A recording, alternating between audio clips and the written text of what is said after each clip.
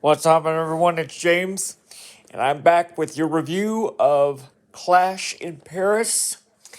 The pay-per-view just ended a short time ago, and I'm going to break down the results. So, spoilers ahead, but here's what happened.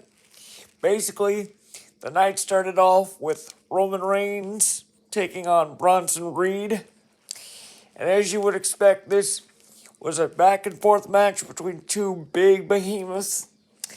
But in a shocking turn of events, Roman Reigns was able to defeat Reed one-on-one. But then, as he was celebrating with the fans in Paris, he suffered a horrific attack at the hands of Braun Breaker and was taken to the hospital.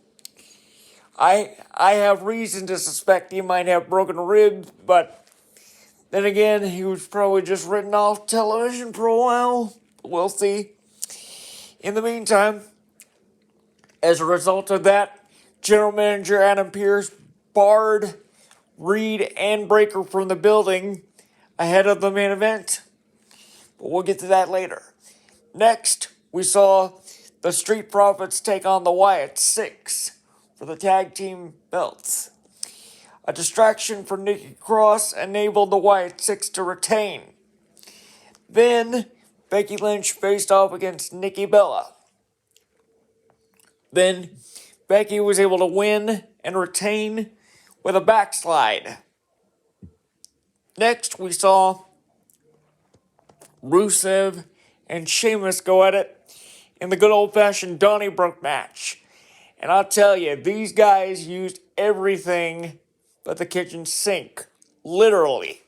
They had bars, they had wine barrels set up. Everything was crazy. But it was very back and forth. Those two know each other quite well. They even stole each other's moves.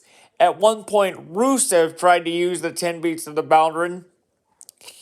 But the most shocking thing for me was Rusev ends up slamming Sheamus through an entire wooden bar.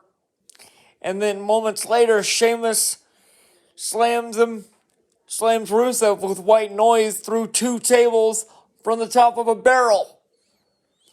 But in the end, Rusev was able to lock on the accolade, and after gouging Sheamus' mouth with a shillelagh, he was able to lock it in long enough for Sheamus to actually tap out for only the second time in his entire career.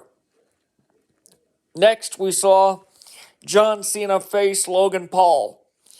And I'll tell you something, whether you're a Logan Paul fan or not, this match more than delivered. Logan Paul really held his own against the GOAT John Cena. Again, another very back and forth affair, but Cena was able to come out on top and defeat the Maverick. Then we get to the main event. The fatal four-way between CM Punk, LA Knight, Jey Uso, and the defending world champion Seth Rollins. As you would expect, everyone had an equal chance to win at one point or another during the match. But the wild card was, as I said earlier, Bronson Reed and Braun Breaker had been barred from the building by General Manager Adam Pearce. So we all thought Seth Rollins was going into this match alone. So it looked like CM Punk was going to get revenge for what happened at SummerSlam. Next thing you know, he's able to hit a GTS, catches Rollins, and is going to go for it again. Next thing you know, someone sneaks up from behind in a ninja outfit and delivers a low blow to Punk, which enabled Rollins to stomp him through the chair. And it turns out that ninja was actually Seth Rollins' real-life wife, the women's champion Becky Lynch. So there's definitely a ruse going on. I don't know if she's going to be made a permanent member of the Vision or not. but something is going to happen to continue this saga. So stay tuned to Raw tomorrow night to see what happens with that. And stay tuned later tonight because I will deliver all the insight into tonight's Big Brother episode as well. So stick around for that. And remember, love one another. Thank you.